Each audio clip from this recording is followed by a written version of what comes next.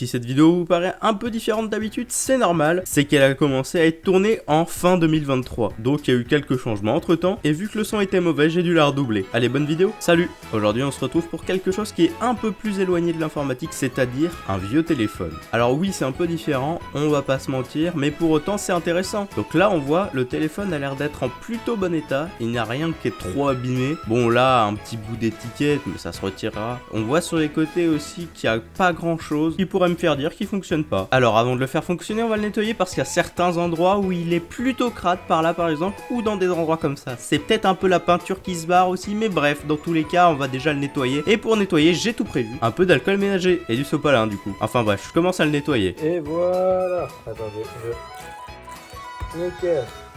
On en met un peu sur le papier. Voilà, c'est bien mouillé là. Ouais, c'est bien mouillé. On va pouvoir nettoyer, bon, le téléphone comme ça là. On va faire un peu tout le tour du téléphone comme ça. Si jamais je vois qu'il y a des saletés qui sont vraiment imprégnées, je vais utiliser un autre produit, mais pour l'instant, ça a l'air d'être plutôt clean, hein. Bon, là par contre, il y a l'espèce d'étiquette, peut-être qu'il faudrait que je la retire et tout, mais bref. Enfin voilà, je vous reprends dès que c'est propre. Ça y est, c'est plutôt bien nettoyé, je vais peut-être nettoyer un peu après, mais dans tous les cas, là c'est déjà assez bien. C'est-à-dire qu'il y avait quelques crasses sur les côtés qui ont été retirées, et encore, il y en a certaines qui sont restées. Malgré tout ça, à certains endroits, c'est un peu rayé. Donc je vais essayer de faire mieux peut-être, mais plus tard. D'abord, on va essayer de le démonter pour voir s'il n'y a pas beaucoup de poussière ou ce genre de truc à l'intérieur, parce que ça serait embêtant. Je pense qu'il faut retirer les vis qui sont là et là. Là c'est un peu caché et je vois pas d'autres vis dans le coin, donc je pense qu'il y a que ces deux là seulement. Ah oui, je pense aussi qu'il faut retirer cette grosse vis qui retient le truc en plastique là. Tiens, c'est un petit papier. D'ailleurs, je peux le remettre droit quand je revisserai tout. Et là, normalement, je pense que je vais pouvoir retirer la coque du téléphone. C'est tombé, ouais. Vous avez pas pu voir, mais c'est tombé. Bon, tant pis, hein, c'est pas extrêmement grave, ça n'a rien abîmé. Mais ouais. Alors, on peut voir quoi par là? Il y a un espèce de truc rouge. Qu'est-ce que c'est? En plus, ça a l'air d'être scotché à l'arrache. Attendez, je sais pas ce que c'est. Regardez, il y a des espèces de points avec des traits comme ça. C'est pas du morse, ça n'a rien à voir. C'est un peu bizarre, on est d'accord? Et là, c'est tout rouge. Moi, je sais pas ce que c'est, je vais peut-être pas le jeter, je vais le mettre de côté pour l'instant, peut-être que quelqu'un saura ce que c'est. Bref, sinon le téléphone est plutôt propre en vrai, il y a pas trop de poussière, c'est plutôt clean. Bah c'est bien en vrai, il y a même pas besoin de passer de coup d'aspi ou autre, c'est vraiment très bien de base. C'est intéressant. Et attendez, on voit le mécanisme là derrière le plastique, c'est marrant. D'ailleurs, ce cadran là est pas complètement comme il faut parce que c'est pas exactement aligné. Regardez, voilà, c'est à peu près comme ça. Donc c'est décalé, alors il faudrait recaler bien le cadran pour que ce soit tout bien droit comme il faut. Enfin bref, je vais faire ça, je vais essayer de nettoyer la coque, peut-être que je vais la mettre dans l'eau, en vrai c'est peut-être possible. Oh regardez, il y a un truc à l'intérieur, c'est marrant. Bon, le nettoyage superficiel, je l'ai fait aussi sur le petit verre du cadran, enfin c'est du plastique, je pense. Et sur ce qu'on voit pas trop derrière, mais ça aurait pu se voir, donc dans le doute je l'ai fait. Maintenant que tout est vachement propre je trouve, on va pouvoir essayer de le démarrer et de voir le son que ça fait. On va brancher le téléphone, du coup c'est une prise téléphonique, donc une petite prise en T classique. On va brancher au niveau du Minitel. Je vais vous montrer, c'est un peu complexe, mais là c'est ce qui va vers ma box. Celui-là, là, ça c'est le Minitel. Et donc là, au niveau du Minitel, je vais pouvoir brancher mon téléphone. Donc je vais essayer. Bon, j'ai qu'une main, du coup, vu que je filme, je fais de mon mieux. Voilà, donc là, je le ramène, vous voyez pas, mais là je suis en train de brancher. Ok, donc on a une prise sur une prise sur une prise, donc on va voir si ça marche. Je vais essayer de m'appeler. Mais avant ça, je tenais à vous montrer, sans faire exprès, j'ai fait tomber le combinaire. Résultat, bah il est pété. Bon, il fonctionne toujours, mais je me suis dit que niveau esthétique ça serait moins bien. Du coup j'ai acheté un deuxième téléphone à cadran, donc il est blanc, c'est le même modèle, je le trouve assez sympa. Donc ce que vous entendez là, c'est le son du téléphone. Bon, du coup on sent que le son il fait vieux quoi, mais c'est normal. Sinon j'ai réécouté à travers mon casque, vu que j'enregistre avec mon PC l'appel, grâce à un mobile connecté. C'est pratique hein. Donc j'ai écouté, c'est pas le meilleur son qu'on aurait pu avoir, mais en vrai ça va. Voilà. Allez, je raccroche, bisous.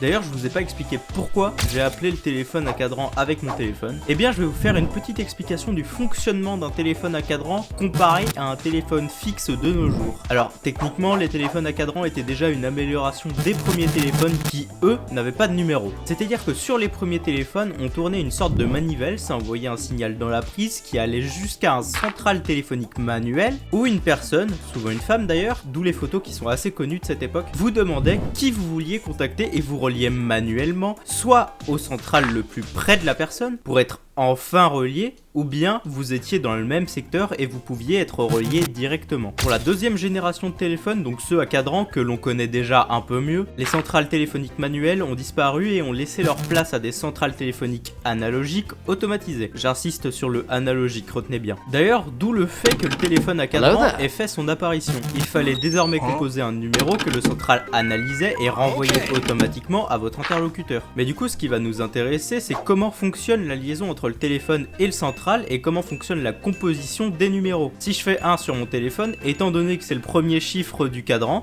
ça enverra une pulsation, donc un petit signal électrique au central qui l'interprétera comme un 1. Si je fais le 2, ça enverra 2 pulsations et ainsi de suite jusqu'au 0 où ça enverra 10 pulsations. Et donc dès que 8 ou 10 chiffres ont été tapés, obligatoirement 10 chiffres à partir de 1996, le central interprète le tout, regarde s'il trouve un numéro correspondant et met en correspondance si jamais il trouve. Maintenant sur les téléphones fixes modernes, il est obligatoire de passer par une box internet, on ne peut plus souscrire uniquement à une offre téléphonique. Le fonctionnement n'est désormais plus analogique mais numérique. On tape le numéro sur le téléphone, il est transmis à la box avec des petits bips de différentes tonalités et la box transmet l'appel avec un protocole VoIP. Donc le protocole VoIP, en gros, c'est que l'appel passe par internet et ensuite c'est envoyé dans des nouveaux centrales qui fonctionnent uniquement en numérique et ne supportent donc plus l'analogique. Pourquoi je ne me suis pas directement appelé avec le téléphone à cadran? Pour transmettre l'appel, la box doit comprendre ce que lui dit le téléphone. Donc les petits bips, elle comprend. Mais par contre les pulsations, elle comprend pas. Donc de nos jours, ce n'est plus possible d'appeler avec un téléphone à cadran. Par contre, il peut toujours recevoir les appels parce que le fonctionnement est toujours le même.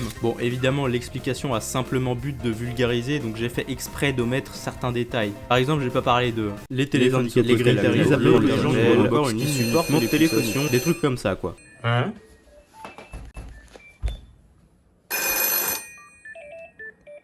Allô, qui est à l'appareil? Tu me connais bien. Qu'est-ce que vous me voulez? Eh bien, j'appelle pour dire aux gens de s'abonner si la vidéo leur plaît, de laisser un like et un commentaire. Au revoir.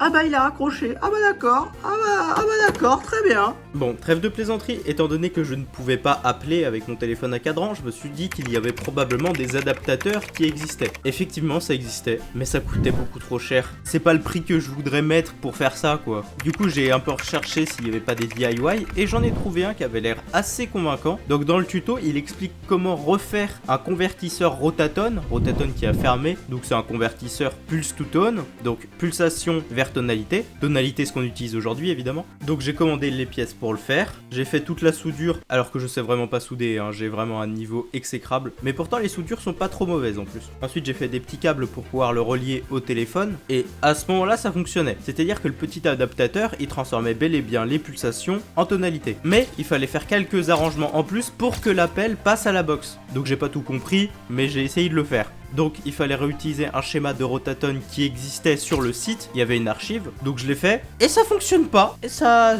fonctionne pas. Alors que j'ai bien programmé la puce, hein, j'ai même des extraits que je vais vous montrer maintenant.